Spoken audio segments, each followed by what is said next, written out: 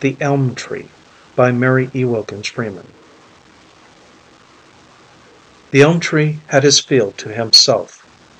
He stood alone in a wide and deep expanse of wind-swept grass which once a year surged round him in foaming billows, crested with the rose of clover and the whiteness of daisies and the gold of buttercups.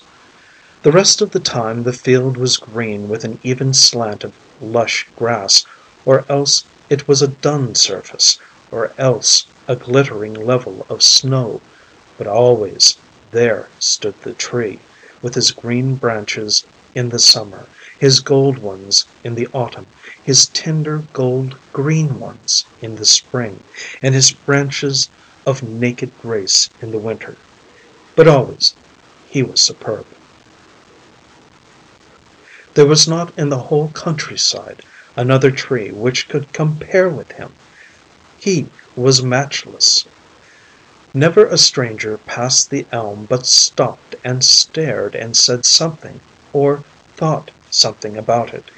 Even dull rustics looked and had a momentary lapse from vacuity. The tree was compelling. He insisted upon a recognition of his beauty and grace. Let one try to pass him unheeding, and sunken in the contemplation of his own little affairs, and lo!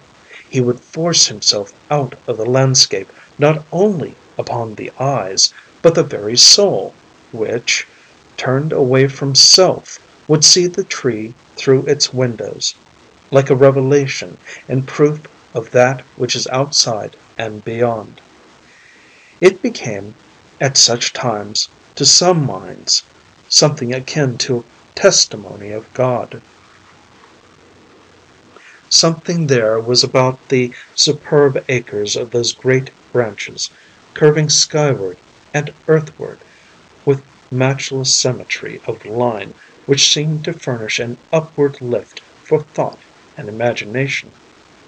The field in which the tree stood was a great parallelogram.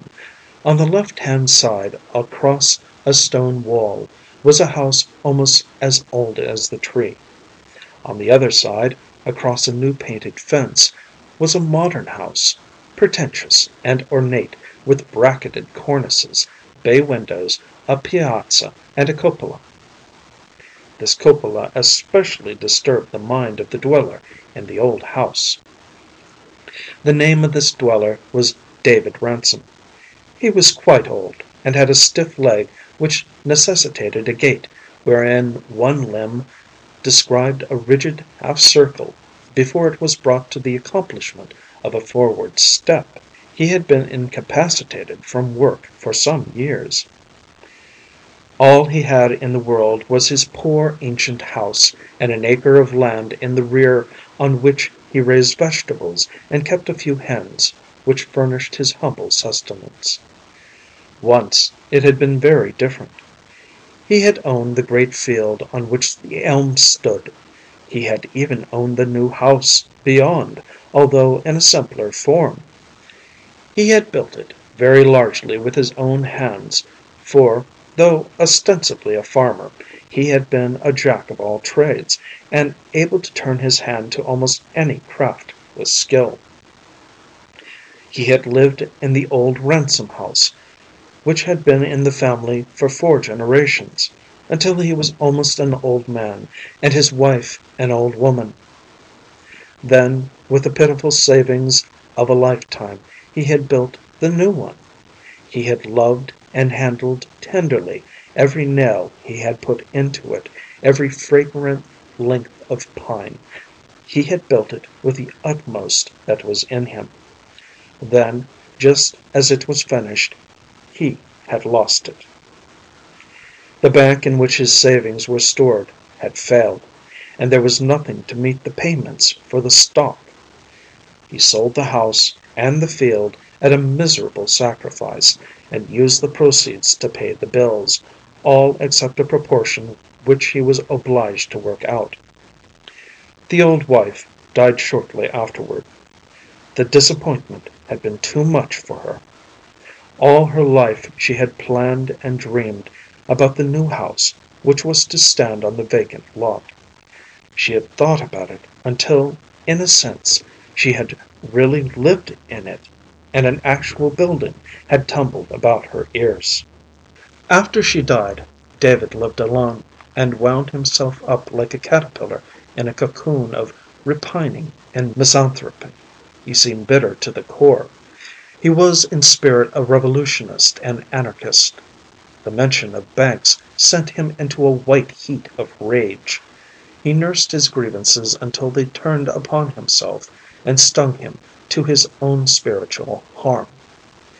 One of his special bitternesses was the improvements which the new owner had made in his new house.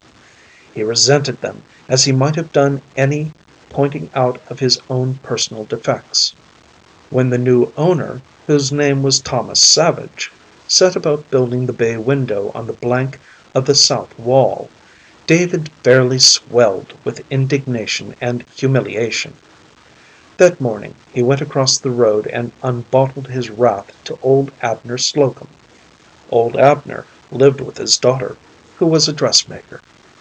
It was an unskilful, desultory way of dressmaking at very low prices, and thereby supported in frugal comfort herself and her father, who was very deaf. Old Abner, on pleasant days in warm weather, spent most of his time on the porch, for his room was better than his company in the sitting room, which was also the apartment used for fitting dresses. David Ransom spent many an hour with him, seated on the top step of the porch. Abner had an old kitchen chair tipped back against the house wall. On that morning, when the scaffolding for the new bay window was erected, David went across the street, swinging his lame leg around viciously. That was the second spring after the rheumatism had attacked him. It was a hot, moist morning in early May. The trees were beginning to cast leaf shadows, and the air was cloyed with sweet. Old David, on the porch, was in his shirt sleeves. His feet were covered with great carpet slippers. He grinned vacuously as David approached. A curtain of a window behind him went down with a snap, shutting out a glimpse of a young woman upon whom his daughter was about to try a new gown. Abner did not hear it, but he felt it, and he smiled slyly at the newcomer. "Mary's trying on a new gown to the Ames gal," he chuckled. David nodded with impatient scorn. The curtain might as well have been lowered for a shadow as for him. He settled himself laboriously on the porch step in front of Abner. His lame leg was stretched out unbendingly into Maria Slocum's bed of ladies' delights, which came up faithfully in their old place every spring. David ground his heel viciously down among the flowers. He scowled at Abner with almost malignity. He jerked a shoulder toward the right. "See what they are doing over there?" he inquired, gruffly. Old Abner did not hear him. He had been gazing forth at the glories of the spring morning, and he answered from the fullness of his thought. "Yes, I guess spring is most here, sure enough," he said happily. He made a curious nestling motion with his old shoulders in a warm sunbeam which lay over them like a caressing arm. He smiled contentedly. Now were come for him the long days of peaceful dozing on the porch, undisturbed by his daughter's dressmaking, the days of plenty of garden greens and vegetables and fruit. Keenly sensitive to material sweets was old Abner Slocum. But David Ransom sniffed with fury. "Spring!" he cried. Then he shouted, reaching out a knotted hand and clutching the other's lean shank with a fierce grip. He gesticulated violently toward the house on which the workmen were hammering. "See what they're doing up over there?" he demanded, biting off every word and syllable shortly, and old Abner heard, or if he did not hear, grasped the meaning of the pointing hand and the smart grip on his leg. "Yes," he answered cheerfully, "making improvements, ain't they?" "Improvements!" shrieked David Ransom. "Improvements! Improvements! When that house was fit for the president to live in before! Improvements! Good Lord!" "That winder is goin' to look real pooty, ain't it?" inquired old Abner, innocently. David glared. He rose, dragging his lame leg after him. "Be you a fool?" he shouted. Then he was gone down the path with his stiff strut, while old Abner gazed after him, amiably open-mouthed, like a baby. Presently he began to nod, and finally fell asleep in the moist light, with his head sunken on his breast. But David Ransom sat alone on the doorstep of his old house, and all day long his regard never left the carpenters working on the new one across the field. When the bay window and the new piazza were completed, and the tin roofs glittered in the sun, David felt fairly ill. He neither ate nor slept. His eyes looked wild in their jungle of unkempt beard and long, white hair. He talked to himself a good deal. He made furious gestures when walking. Children turned to stare after him. Once in a while they ran away when they saw him coming.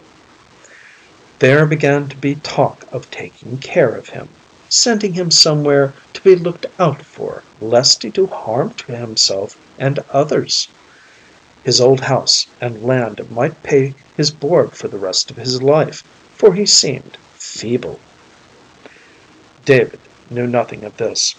He continued to inveigh with a rancor which had the force of malignity at the improvements on the new house.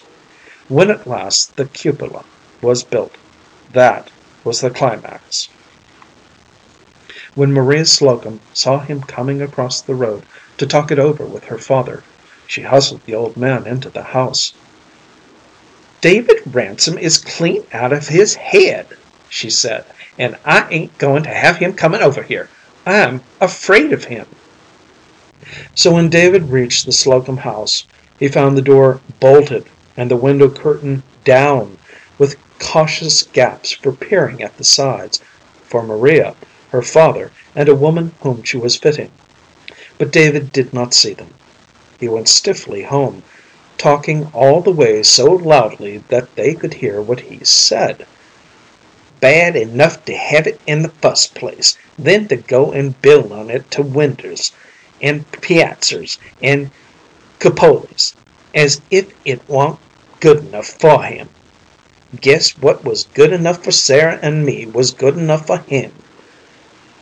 Then he finished with a refrain of misery. "Windows, piazzas, cupolas, new stun steps, and a new tin roof."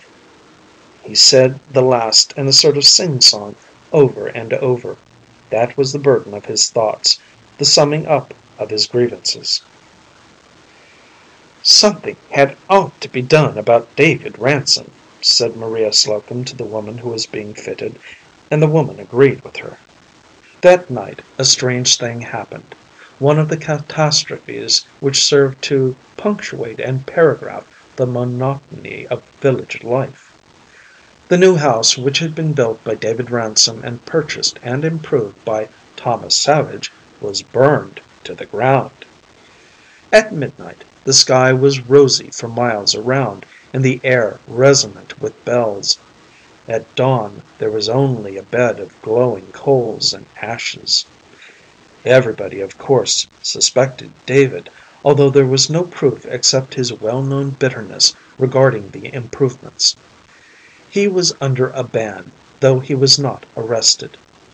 It was decided that he was a dangerous character, in spite of his age and feebleness, and ought not to be at such entire liberty to work out his own devices, and that, moreover, he ought, humanly speaking, to be cared for comfortably. One afternoon, old Abner Slocum, sitting on the front porch with a handkerchief over his face to keep the flies off, and presumably dozing, heard his daughter Maria tell the woman whom she was fitting that David was to be carried the next day to Eliezer Wise's to board.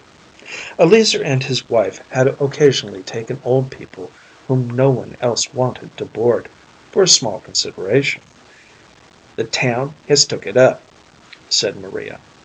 "You don't say so," said the woman, turning sidewise to look at the fit of her bodice. "Ain't there a little pouch where the sleeve goes in?" "That'll be all right when it's stitched. They don't think it's safe for him to be round, and they don't think he has proper victuals. For my part, I ain't afraid of him as I used to be before the house was burnt.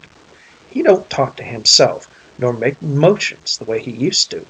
He just sits real kind of still on his doorstep. He come over here to see father the other day, and he seemed real mild and gentle. I ain't a mite afraid of him, nor I ain't afraid he'll set me afire, and I never believed he set Thomas Savage afire. Miss Savage was always dreadful careless about fire. Used to carry live coals and a shovel all over the house when she wanted to kindle fires in the airtight stoves, and the Savage boy made a bonfire in the barn once. They don't tell of it, on account of the insurance, but I heard it real straight, and they ain't going to build there again. Going out of town. Guess there's reason enough. I ain't going to believe that David Ransom did such a thing as that, if he did used to talk so. He's had an awful hard time, and it wa'n't his fault." "Suppose he'll take it hard going to Leazer's," said the woman. "I'm dreadful afraid he will, and I don't blame him. I know Leazer Wise and his wife, too. I know how I'd feel if it was father going. Your father'll feel bad to have him go." "Yes, I ain't dared say anything about it to father." A little later, Maria, glancing out of the window, after taking in an underarm scene, exclaimed, "Why, where's father?" "Ain't he there?" asked the woman, screwing her head around. "No, and he was sitting there just a minute ago, sound asleep. Well, maybe the flies plagued him, and he's gone down in the orchard under the trees. Sometimes he does." Old Abner Slocum had just toddled out of sight around the Ransom house opposite, to the garden where David was picking some corn for his supper. A little later he returned, and his daughter saw him. She came to the door, the woman's dress waist in her hand. "Where have you been, father?" she cried, drawing her thread through. Old Abner did not hear, but he knew what she said. "Over to David's," he replied, quaveringly. His eyes looked watery, and his mouth unusually firm. Maria regarded him sharply. Then she reflected that he must have been asleep, and not able to hear, in any case, what she and the woman had been talking about. "Well, you'd better sit down and keep cool, father," said she. "You look all het up." Then she re-entered the house, and old Abner settled himself in his chair on the porch. Presently, one of the selectmen of the village, who lived a little farther down the road, and who was to take David to Eleazer Wise's next morning, rode by in a light express wagon in a cloud of dust. "Hello, Abner! Hot day!" he shouted, urbanely. Abner waited until he had passed, then he slowly shook his fist at him. The next morning Maria Slocum kept the curtain of her front window facing the Ransom house down. "I dunno as you can see in here," she said to her first customer, "but they are going to take David Ransom to board to Leazer Wise's this morning. They think he ought to be looked after, and I don't want to see it. He's lived there ever since I was born, and father sits a heap by him, and he's had a hard time, poor man. I don't see why they can't let him alone.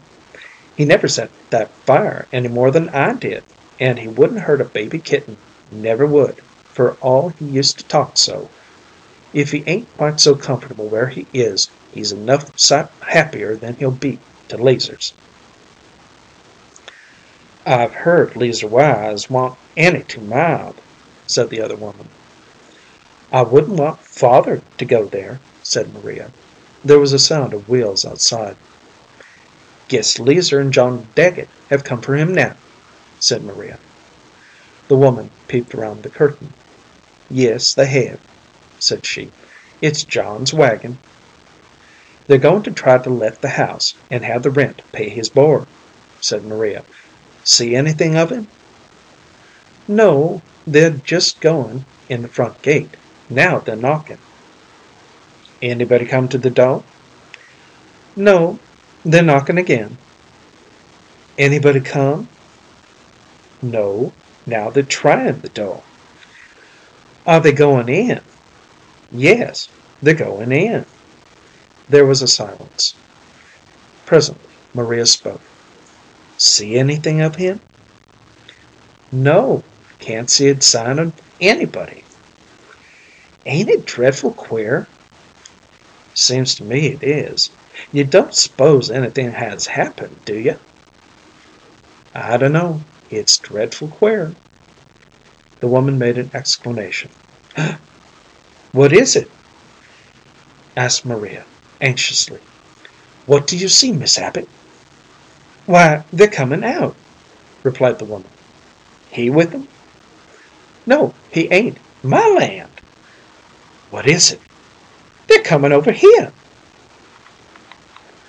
Indeed, as she spoke, Eleazer Wise and the selectman crossed the road to the Slocum house, and Maria ran trembling to the door. The woman who was being fitted stood back out of sight, since she had not her dress on, and listened at the door. She heard Maria reply to a question in her high, agitated voice. "No, David Ransom ain't here. I ain't set eyes on him today. You can't find him? You don't say so. What do you suppose has happened to him?" Old Abner Slocum sat on the porch, with his handkerchief over his eyes. He had not stirred. Maria shook him violently by the shoulder, as Eleazer Wise inquired of him if he had seen David Ransom that day, and his voice was strained to razor-like sharpness, though it was naturally soft. But old Abner did not hear. He gave a sleepy grunt like a disturbed animal, shrugged his shoulder loose from his daughter's grasp, flirted the handkerchief pettishly over his face, settled his head back, and gave vent to an ostentatious snore. Eleazer Wise, who was a thin-nosed, pensive-looking man, and the selectman, who was exceedingly tall and bore himself with a dull dignity, went their ways in the latter's light wagon, presumably to search for David Ransom. The horse was whipped to a smart trot. Maria called after them to know what they were going to do, but she got no response. She looked hard at her father, who sat quite still, making a loud purring sound. Then she went into the house. The minute she was gone, old Abner slipped the handkerchief from his face and stared with a wonderful keenness of bright old eyes across the road at the beautiful elm tree in the midst of the field in a rosy and green foam of grass and clover. He waved the handkerchief which he had taken from his face. There was a tiny answering gleam of white from the massy greenness of the elm. Old Abner chuckled softly. Then he muttered to himself, "Can't do nothin' afore dark," and settled for a nap in good faith. It was a very warm night, and dark except for the stars. The twilight lingered long, but at last the village lay in deep shadow, and one could not distinguish objects far in advance. Once, that night, Maria Slocum thought she heard a noise on the porch, and got out of bed, and thrust her head out of the open window. "Anybody there?" she called, softly and timorously. There was a dead silence. She peered into the darkness, but could see nothing. She went back to bed, and thought she must have been mistaken. Once after that she was wakened from sleep by a strange sound, and this time she lighted a candle and crossed the little entry to her father's room. She opened the door softly, and a glance showed her the gleam of the white head on the pillow. "Must have been rats," she thought, and returned to her own chamber, and slept undisturbed the rest of the night. The next morning she went into the pantry to cut some slices from a piece of corned beef, and stared incredulously. She looked everywhere, standing on tiptoe to search the upper shelves. Then she hurried into the kitchen, where her father sat waiting for his breakfast. He cast a scared glance at her as she entered. Then he turned his chair around with a grating noise and stared intently out of the window. "Well, you've got to go without your breakfast," said Maria. Old Abner made no sign. Maria raised her voice higher. "Can't you hear, father?" she cried. "You'll have to go without your breakfast. There ain't a thing in the house to eat but some bread and butter." The old man rolled one bright eye at her over his shoulder. Then he stared out of the window again. The red flush was evident mounting his neck to his thin fringe of white hair. "All that corned beef is gone, every mite of it," proclaimed Maria in a voice of tragedy. "I heard a voice last night. I knew I did. There was a thief in this house last night, father." Old Abner appeared to hear. His shoulders heaved, but he did not look around. "A thief came into this house through the pantry window and stole all that corned beef," repeated Maria. "It's gone, and it couldn't go without hands. Some tramp, I suppose, that was hungry. I paid most 50 cents for that corned beef, but I suppose I ought to be thankful.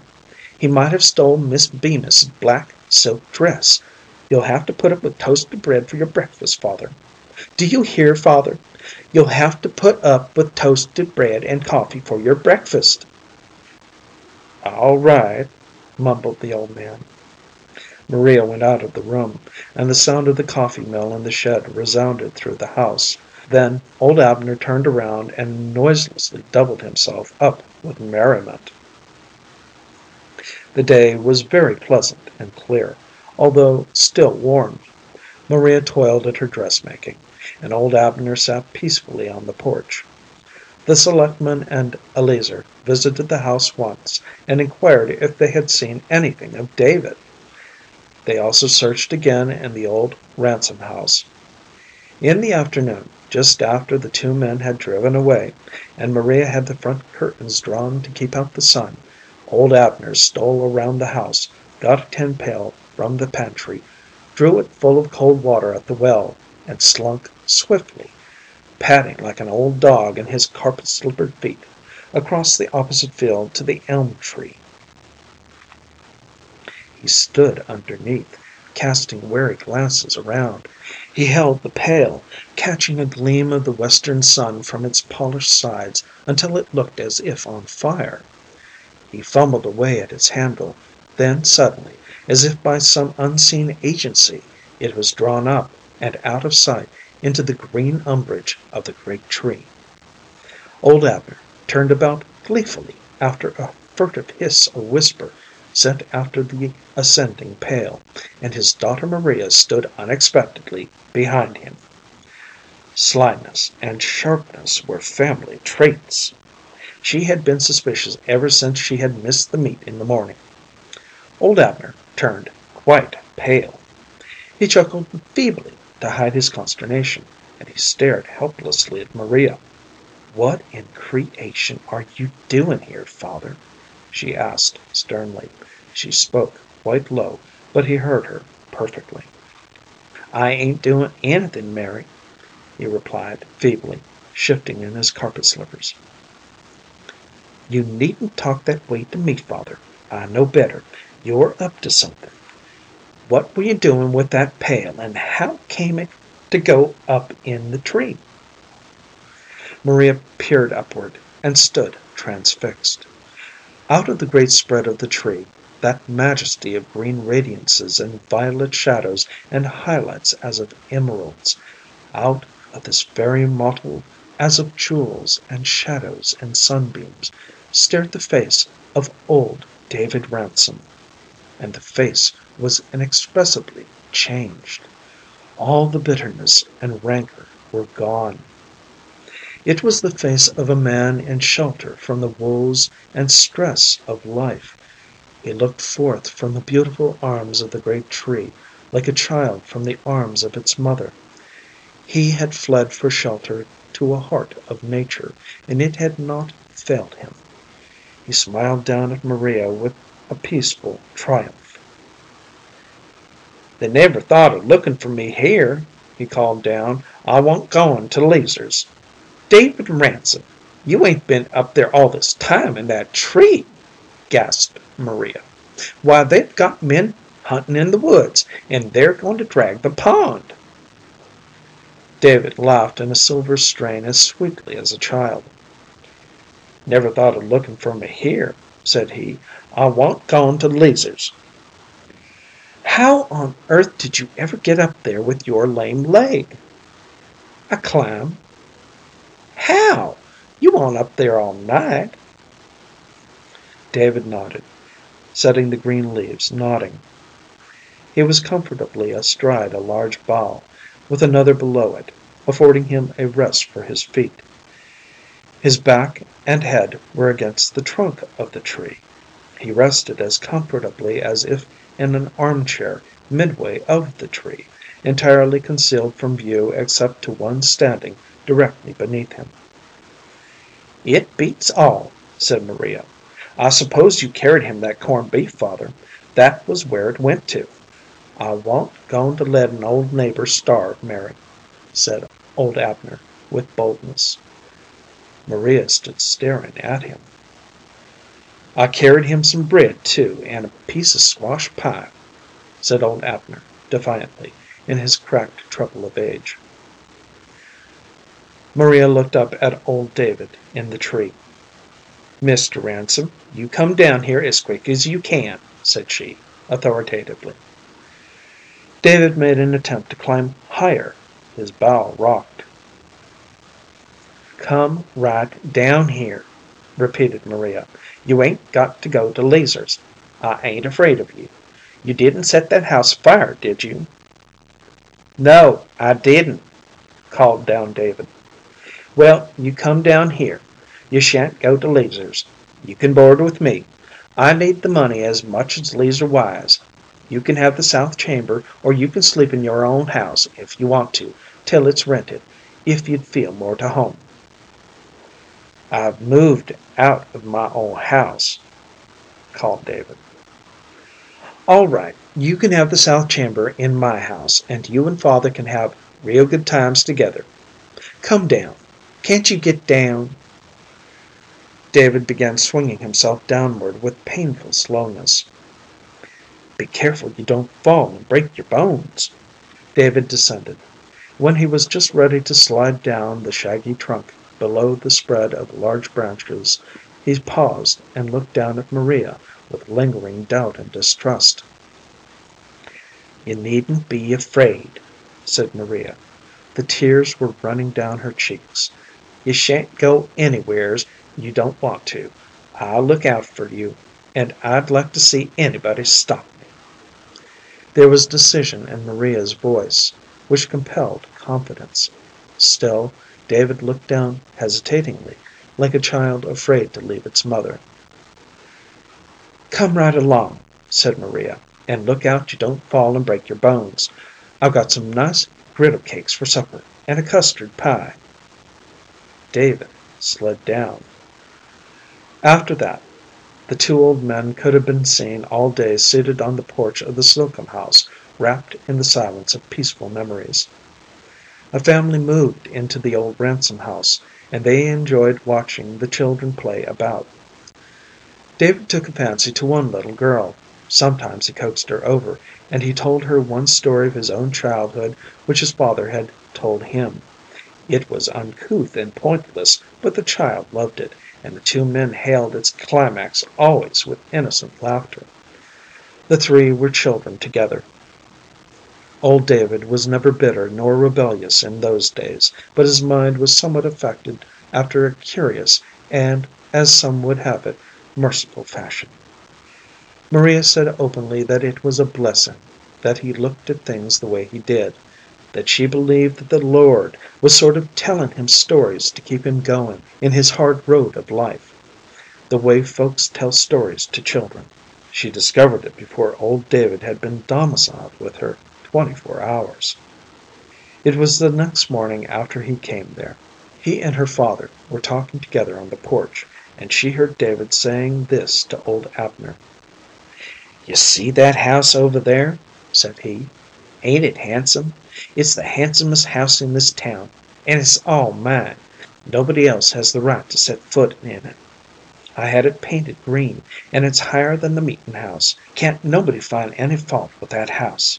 Nobody is goin' to build cupolas nor bay winders on that, I can tell you. It's just right." Maria and the woman whom she was fitting stared at each other. "Did you hear that?" asked Maria, pale and trembling. "He's out of his head," said the woman. Maria leaned out of the window. "Where is your house, Mr. Ransom?" she asked in a gentle voice. Old David pointed. "He means the elm tree," said Maria.